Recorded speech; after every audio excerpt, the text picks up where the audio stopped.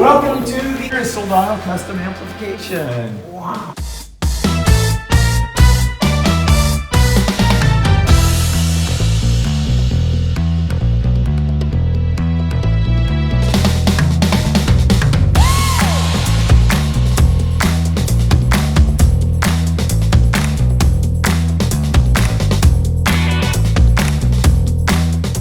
Go down to Midas and pull a muffler out of the dumpster and bring it to me. We'll see what he did. He went and found this muffler, an old piece of extension pipe, and some other stuff. Started building this thing, it's kind of welding some shit together. Like, why not make it work? So, 3 strings and things on it. Made a bridge out of some chunks of metal I had laying around. And then I happened to have an old bass pickup laying around, so I screwed that in, made a little thing with some controls and jack on it, did some nice big knobs. So this makes it sound better. Yeah, that's right. It wouldn't run without the points. Yeah, you gotta have a little amp, and he did plug the thing and played along.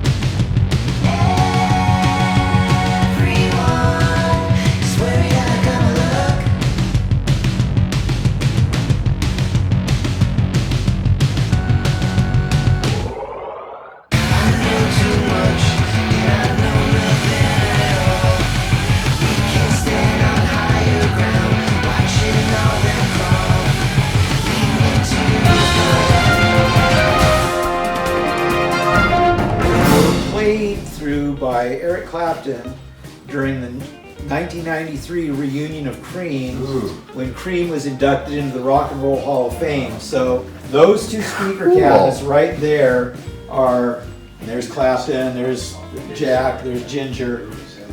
Those 2 cabinets are those 2 actual cabinets.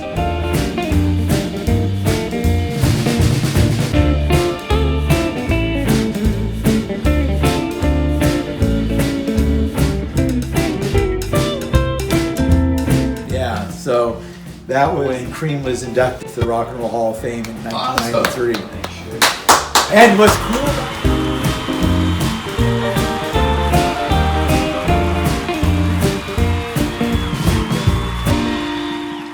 made it to the grounded back.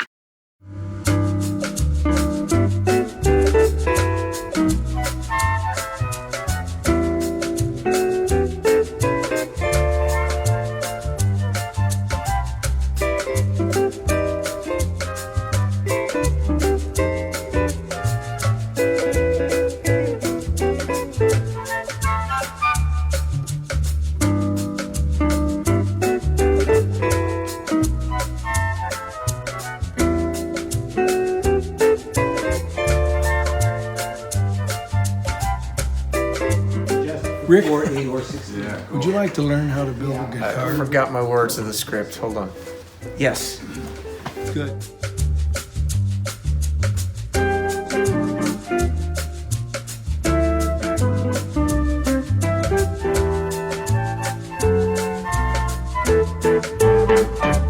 Assemble the transformers onto the chassis, do all the necessary wiring inside of the amp, and attach everything to the circuit board, attach all the transformers, and that would pretty much get it to this state, which would be a completed chassis out on touristers or even old high watt. Yeah. They're beautiful to look at, and they work, but honestly, they're not as good as this. This is all of our state-of-the-art 1950s test equipment, well, 1960s anyway. And I'd put an amp on here, fire up a signal generator, put a signal through it, look at the waveform on the oscilloscope, set the bias, check voltages. And at this point, I know that the amp physically works. As you say, when you're individually soldering things. It's all about science. Old amps were that way, therefore they must be better. Really not true. It's like they didn't have circuit boards back then. Yeah. So they built them the only way they knew how. Circuit boards so they could rigidly mount the parts to something that would make it more solid. Right. So this technology came from military need.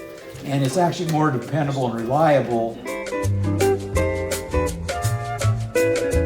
It's in the field. Oh, yeah. Technical. It makes it much, but I don't really know what it sounds like yet. But I know that it's doing everything it's supposed to do. So from here, we then march it into that room over there. We used to call that the nursery, and we'd plug the amp into a speaker cabinet. I would do an audio test. Tubes weren't microphonic and all that kind of stuff. Then we'd let the amp burn in for basically 2 to 3 days just to make sure that no components are going to go over. Some of my Technical. earlier boards, we figure by burning them in for 2 or 3 days here, we can probably catch 90% of the problems before anything goes out into the field. Then I would go in, plug in a guitar, and then actually play the thing. And then I can listen to it and make sure that the tone controls are actually working the way they're supposed to work. Make sure there's no microphonic tubes. Sometimes I'd have to maybe hand pick and change preamp tubes to find some that were a little less noisy or something. Shaking all over. Oh, shaking all over. Yeah, That's very good way. That's what it told me. For a single pick.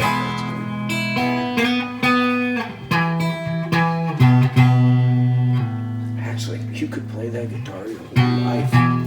Yes, and this little amp is just, it's designed to kind of be just a clean amp you can run pedals into to get all your different sounds. Yeah. There's full preamp there. So with those, that pickup probably wouldn't break up, but probably with a humbucker it would. Probably not, there's just not enough gain stages, so a lot of It's tight. yeah, sounds like my one. Got a tight bottom. I think you'll understand. I'll stand by Keep playing it, Barry. $5, Barry. Keep playing.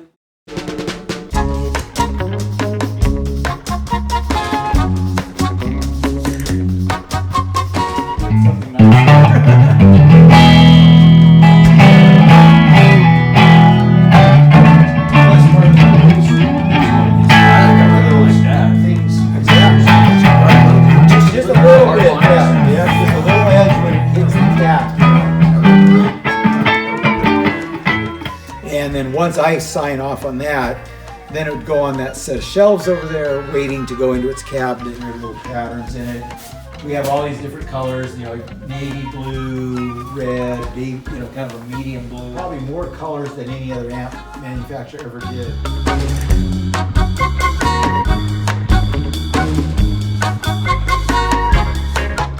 And, in fact, I got it covered in leopard.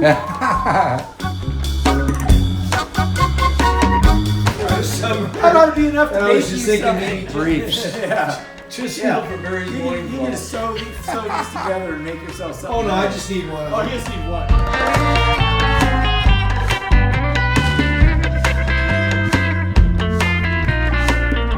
This is surprisingly easy to play and in tune. And Isn't that amazing? The action on it is.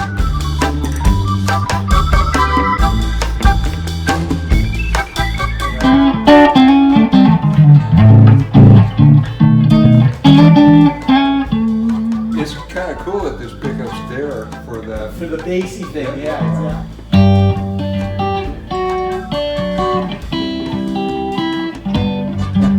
And probably see October.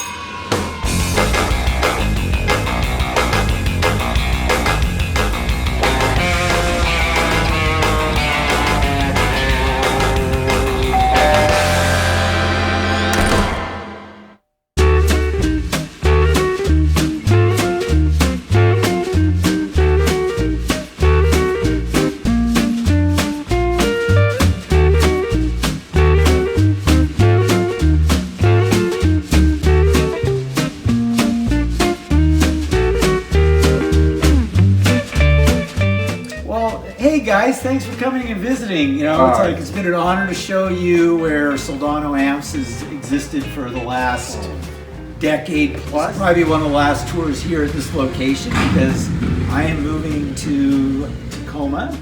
It's been fun being here, and this has been a gas, and more adventures to come. But this will be it for the Seattle chapter, and so thanks again for coming and seeing what it's all about. Thanks for having us. Pleasure, Mike. Michael.